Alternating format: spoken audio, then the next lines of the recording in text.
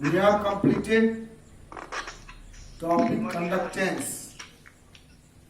In conductance, we have studied conductance, specific conductance, molar conductance, and equivalent conductance. Conductance is reciprocal of resistance G equal to 1 by R. Okay? And kappa is specific conductance. Kappa is G into G star. Lambda m is kappa into 10 power 3 by m in CGS system, and kappa into 10 power minus 3 by m in SI system. Lambda E equal to kappa into 10 power 3 by n in CGS system, and kappa into 10 minus 3 by n in SI system. All these relations we have studied, and I hope you must have solved some problems from the book, from NCERT as well as from NPT Medical Chemistry. If you have any problem, you must write it to me. I will give you answer. Now, today we are going to study effect of dilution on conductance of a solution. Topic is effect of dilution on conductance of a solution. Solution means solution of electrolyte. Effect of dilution on conductance of a solution.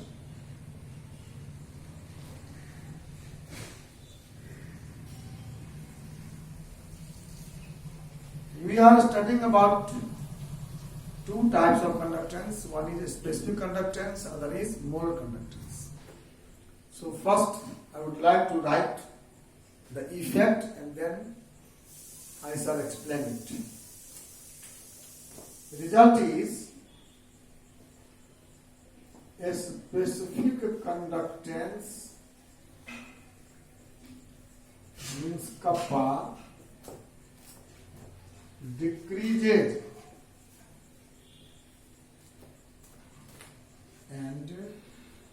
but molar conductance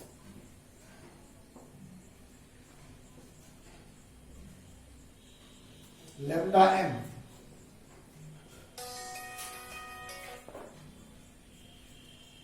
and equivalent conductance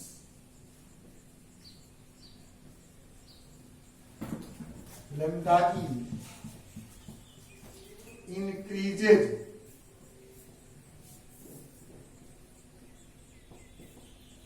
with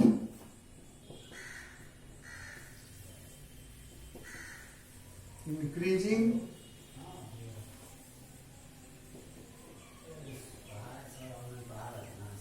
dilution of solution. This is the result. This is the result of effect of dilution. A specific conductance decreases, whereas molar conductance and equivalent conductance increases with dilution of solution. Dilution means addition of solvent. जैसे जैसे आप solution में solvent मिलाते जाएंगे उसका specific conductance decrease करेगा और equivalent conductance और मोलर कंडक्टेंस इंक्रीज करेगा। इस बात को बड़े दिमाग में सेट कर लो, फिर हम काम बताते हैं। Specific conductance decreases, molar conductance increases, equivalent conductance increases with increasing dilution of solution। Solution का डाइल्यूशन बढ़ने से मोलर कंडक्टेंस बढ़ता है, इक्विवेलेंट कंडक्टेंस बढ़ता है, स्पेसिफिक कंडक्टेंस घटता है। क्लियर? अब देखिए क्यों, कारण क्या, बता दें इसको। आई होप नोट कर लिए होंगे आप।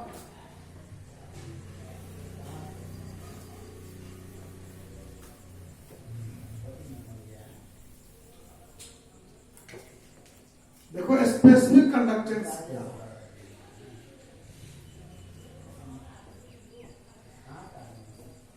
स्पेसिफिक कंडक्टेंस है conductance of unit volume.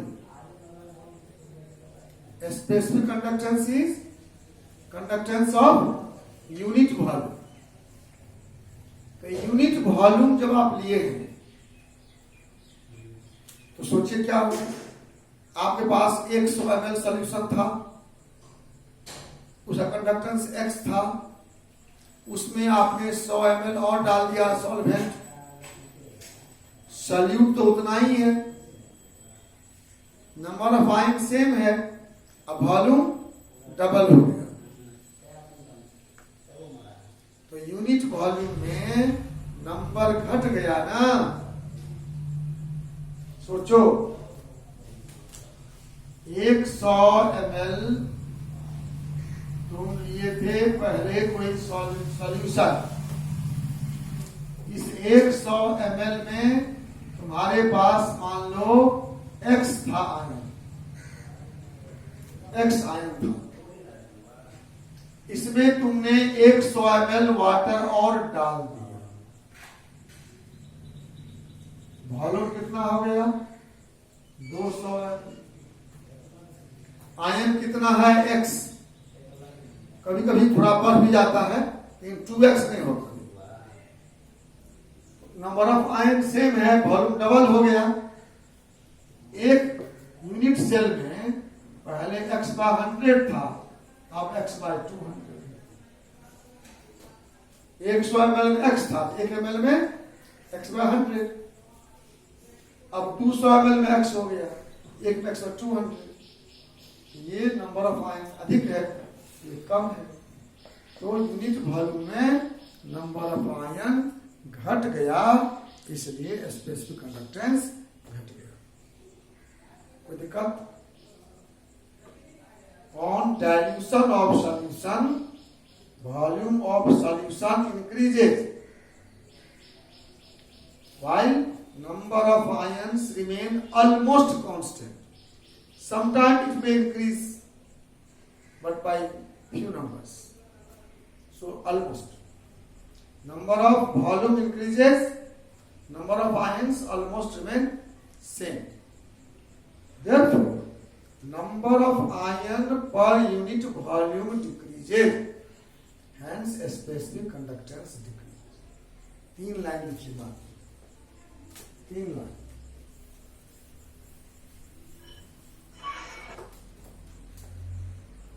On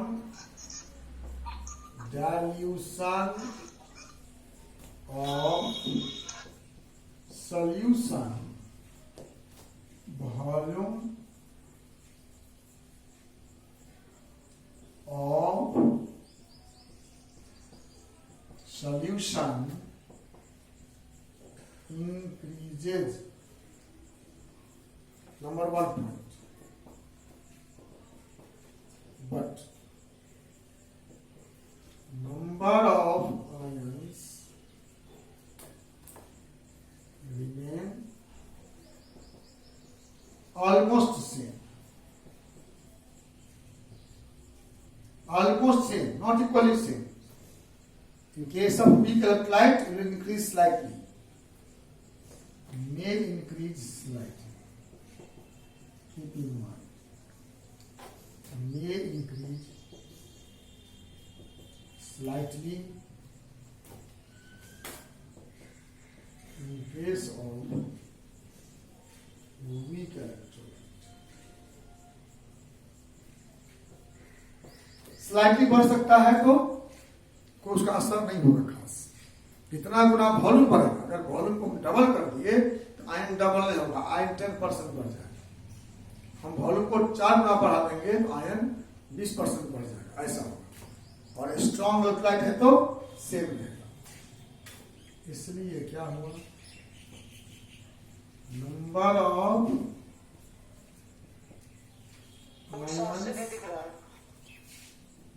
of ions per unit volume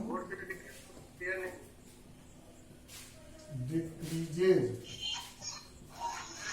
Number of ions per unit volume decreases. per unit volume में number of ion decrease करता है।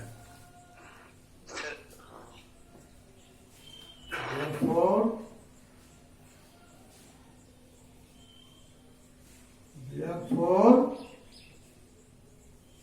specific conductance means kappa decreases. CBSE में कभी कभी पूछता है 1 marks में 1 word question, answer 1 word होना चाहिए। अगर 1 वर्ड में पूछता है 1 मार्क्स का, आप सिंपल एक लाइन लिखेंगे नीचे वाला, number of ions per unit cell decreases, hence specific conductance decreases. ठीक है, ध्यान दीजिए, डाइल्यूशन से वॉल्यूम तो बढ़ेगा लेकिन नंबर ऑफ आयंस या तो कांस्टेंट रहेगा या थोड़ा सा बढ़ेगा। इसलिए यूनिट वॉल्यूम में नंबर ऑफ आयन डिक्रीज करेगा। This is why specific conductance decrease करेगा। कोई दिक्कत नहीं? आइए अब चलते हैं हम लोग आगे, देखते हैं मोलर कंडक्टेंस और इक्विवेलेंट कंडक्टेंस में क्या होता है। दोनों बढ़ता है।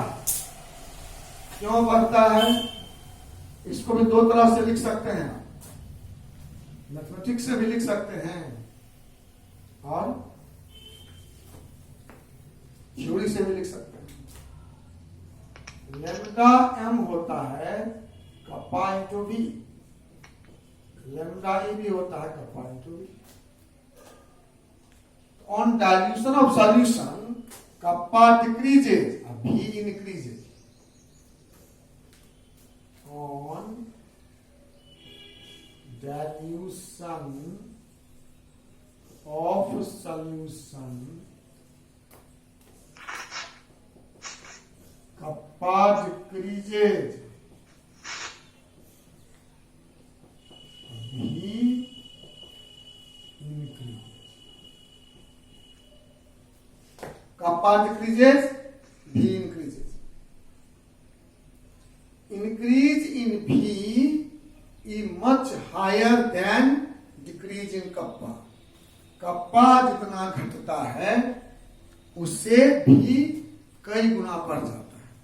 kappa अगर मान लीजिए कि 100 से 90 हो गया और V 100 से 200 हो गया, तो इसलिए K into kappa into V बढ़ जाता है। तो लिखेंगे इंक्रीज इन वॉल्यूम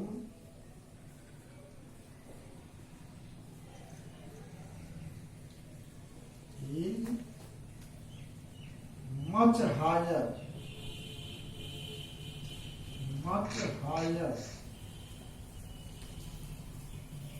देन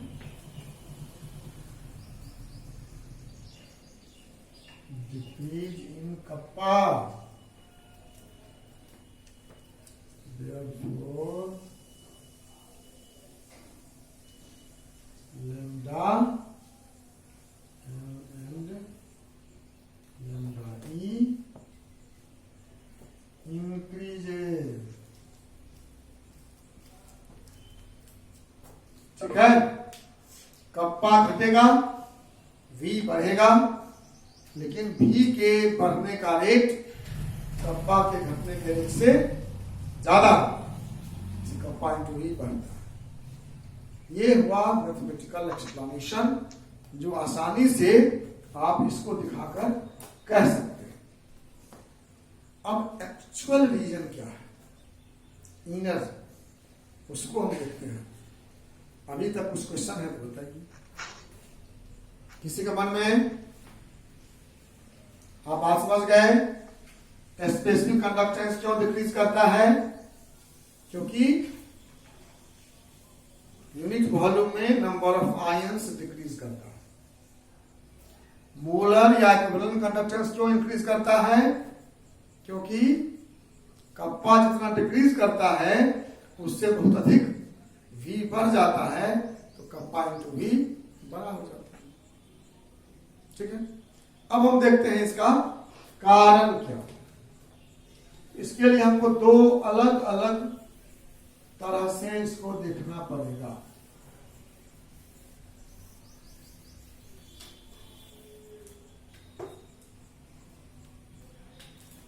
पहला होगा फॉर स्ट्रॉन्ग इलेक्ट्रोलाइट।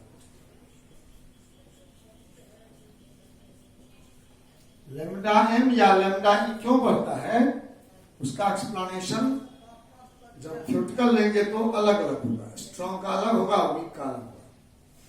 सबसे पहले जानिए स्ट्रॉन्ग इलेक्ट्रोलाइट का मतलब क्या।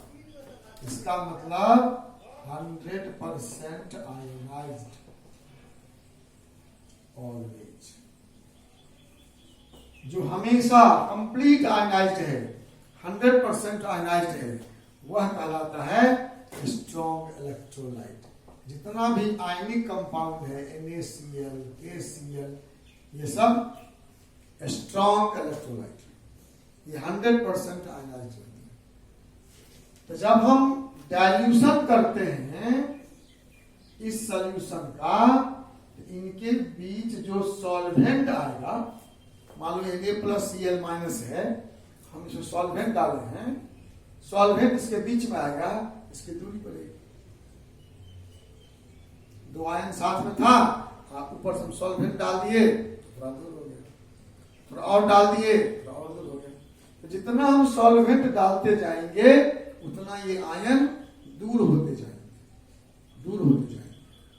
अब दूर होंगे, इनका इंटर आयनिक अट्रैक्शन डिक्रीज करेगा। Na+Cl- को, Cl- Na+ को खींच रहा है, दोनों में अट्रैक्शन है, आयनिक बॉन्ड जानते हैं आप। तो जब भी बीच में कोई सॉल्वेंट आ जाएगा, इसकी दूरी बढ़ेगी, तो फोर्स कमजोर होगा। कूलम का नियम है,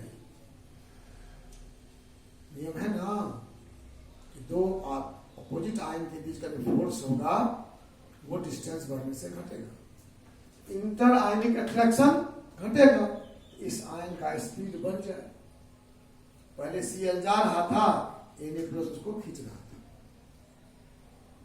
तो ये खींच रहा था, ये बल कमजोर हो गया, तो Cl कुछ फास्ट जाएगा, आयन का स्पीड बढ़ जाएगा, कंडक्टेंस बढ़ जाएगा। समरी सुनिए, strong electrolyte are completely ionised, so number of ions remain same, ये नहीं बढ़ने वाला।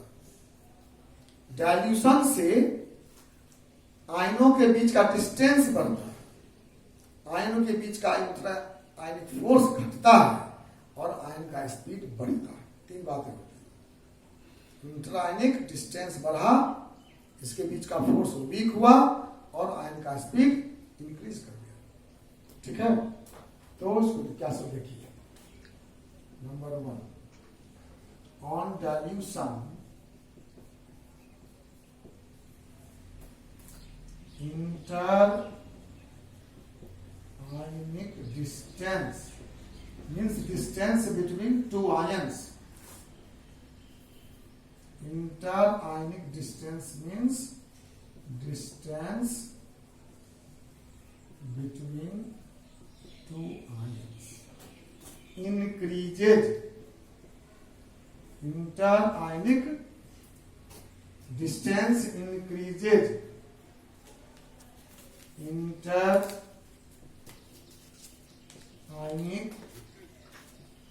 attraction डिक्रीज, डिस्टेंस बढ़ा तो फोर्स घटा, स्पीड ऑफ आयंस इंक्रीजेज,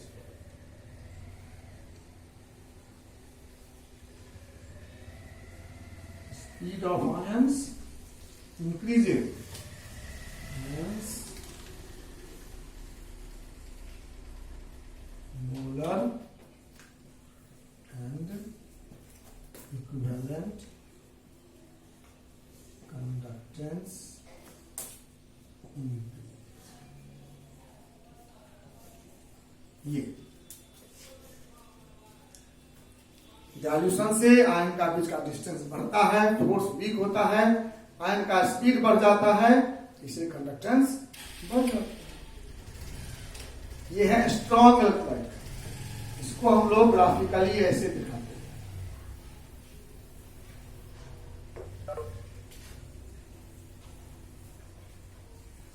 हम कंसंट्रेशन और कंडक्टेंस का ग्राफ खींचते हैं, रूट अंडर कंस्ट्रक्शन, कंसंट्रेशन ऐसा ग्राफ,